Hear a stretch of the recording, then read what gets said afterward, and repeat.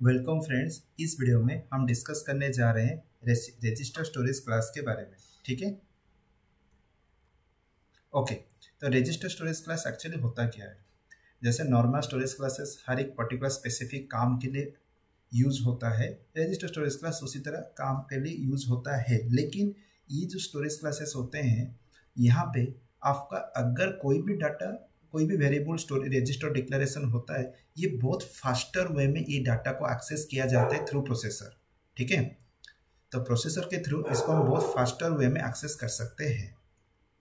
ये कैसे कर सकते हैं फास्टर वे में? तो यहाँ पे आपका जनरली क्या होता है, माइक्रो प्रोसेसर जो होते हैं, अगर वहाँ पे कोई फ्री स्पेसेस बच जाता है तो जनरली वहाँ पे हम रजिस्टर स्टोरेज क्लास के थ्रू वहाँ पे अलोकेट करवा देते हैं। तो ये जनरली रजिस्टर मेमोरी के अंदर आपका अलोकेशंस होता है, रजिस्टर मेमोरी जो होते हैं। लेकिन ये जो एक्सेस जब ये करता है जनरली आपका ये मोस्टली फास्टर वे में एक्सेस होता है। तो पहले हम देख लेते हैं कि क्या क्या यहाँ पे इंपॉर्टेंस है, क्या क्या कैसे हम इसको यूज़ करते हैं। The register storage class is use to declare register variables. Okay, register variables हम उसको बोलेंगे। Functionalize of the register variable is the same as the auto variable except that the compiler tries to store this variable in the register of the microprocessors। तो microprocessor का जो register memories होता है वहाँ पे ही स्टोर होता है। Normal auto जैसे काम करता है, ये भी वैसे ही काम करता है। If A free register is available, if A free register is not available, available अगर होता है, अगर नॉट अवेलेबल होता है तो कहाँ पे स्टोर करता है? मेमोरी में स्टोर कर देता है। ठीक है, आप डिक्लेयर किए हो, ये ट्राई करता है आपका रजिस्टर मेमोरीज में स्टोर करने के लिए। अगर अवेलेबल नहीं है, ये मेमोरी में स्टोर कर देता है। Operations on register variable are much faster than the मैं आपको पहले से ही बोल दिया हूँ, during the run time of the program, क्योंकि स्टोरेज क्लास का सारा वेरिएबल्स आपका रन टाइम में ही यूज होता है। Generally few variables that need to be access frequently in a program are declared, okay, with in register storage class to improve the running time of the program. Okay, तो ये सब variables में हम register use नहीं करते हैं।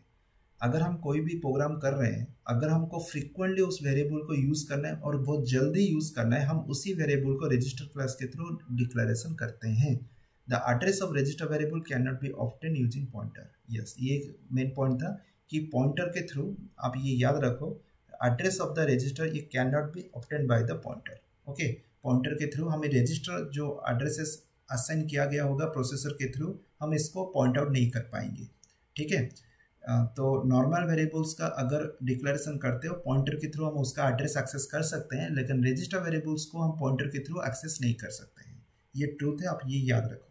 Maximum size of the variable is equal to the size of the register, that is one word approximately. It cannot have unary ampersand operator applied to it at it does not have memory location।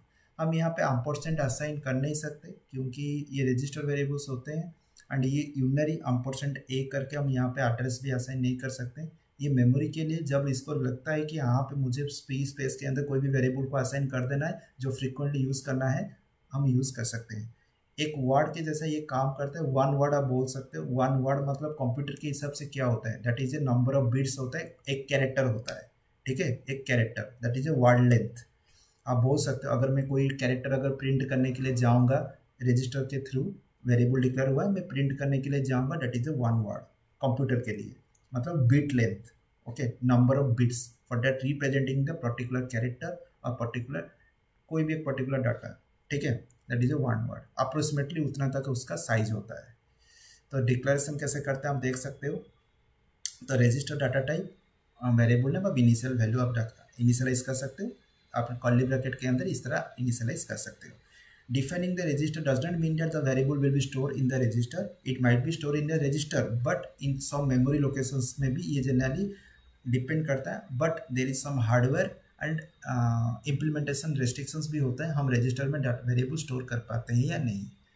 तो look the example and auto storage class के साथ हम कैसे ये इसको compare कर सकते हैं। ठीक है, ऑटो तो आपको ऑलरेडी पता है, ये जैसे काम करता है वैसे ही काम करता है, लेकिन मैं आपको यहाँ पे एक चीज़ दिखाता हूँ। रजिस्टर में आपका तो वही रजिस्टर कीवर्ड यूज होता है, लेकिन ये फंक्शन ब्लॉक के अंदर काम करेगा। लास्ट लाइक ऑटो वही लोकल है, ये भी लोकल है, गार्बेज कैप्चर, मतलब just like is equal to the auto.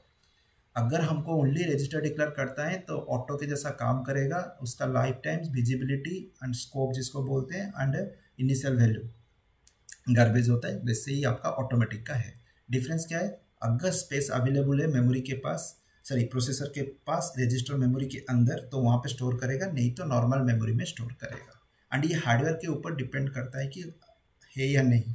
ठीक है, समझ में आ गया। तो अभी हम कोड के थ्रू देखते हैं। जो एक चीज़ यहाँ पे आपका मतलब डिस्कस किया गया है यहाँ पे, जो ये बहुत ही इंपॉर्टेंट है, the size of the variable is equal to the register. ये याद रखो, रजिस्टर का साइज आपका हिसाब से एक पर्टिकुलर वर्ड लेंथ के हिसाब से होता है, 1 वर्ड अप्रोक्सीमेटली। ये हम कैसे कर सकते हैं, चलो हम डिक्लेयर करते हैं पहले यहाँ पे use of register variable.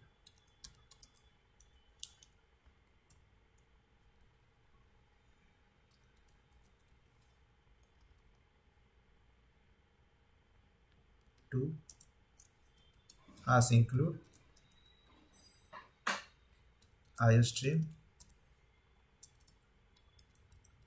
g name space std int main return 0। हो गया। तो उसके बाद करना क्या है, आपको डायरेक्टली यहाँ पे एक फंक्शन कॉल यूज़ करना है, यूज रजिस्टर। तो यहाँ पे आ जाओ, उस फंक्शन को यूज़ करो, void यूज रजिस्टर। ठीक है, आइडिया हो गया। तो यहाँ पे हमको एक वेरिएबल डिक्लेयर करो, रजिस्टर इन कैरेक्टर दे दो। मैं आपको दिखाऊंगा ना, वन वर्ड जो 1 वर्ड लेंथ कंप्यूटर के अंदर क्या होता है, ch इक्वल टू g। ठीक है, अभी सी आउट कर लो। तो यहाँ पे मैं टाइप कर देता हूँ int then ch and L. तो यहाँ पे ये तो टाइप को यहाँ पे इसके साथ लगेगा।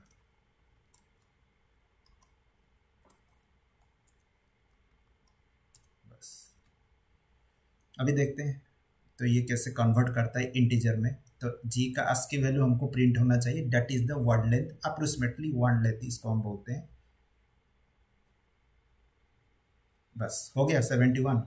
तो मैंने यहाँ पे टाइप में कन्वर्ट कर दिया इंट में, इंट ch, जिसके थ्रू ये क्या हुआ, ch का जो भी ASCII है तो वो वैल्यू मुझे शो किया, दैट इज 71। तो ये यूज रजिस्टर है। ठीक है, यूज रजिस्टर में फंक्शन के थ्रू हमें एक्सेस किया, तो रजिस्टर यहाँ पे मेमोरी एलोकेट हुआ।